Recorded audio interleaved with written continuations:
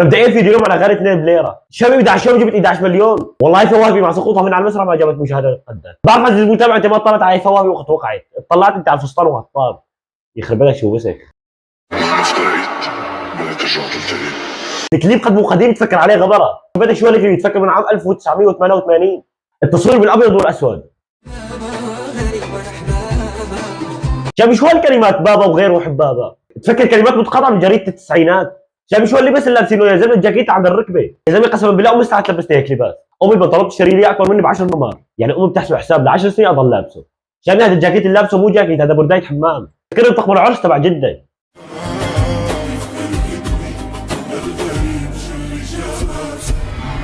شامي كيف تركتك للغريب؟ ممكن تحط لنا ترجمان محلات مع 2 شهود بعد اذنك، يعني عرضت الكلمات تبعيتك على ترجمه جوجل قلت وفر نتائج، يعني هيك الجماعه خبروني لغتك لسه ما وصلت لعندهم، عرفت؟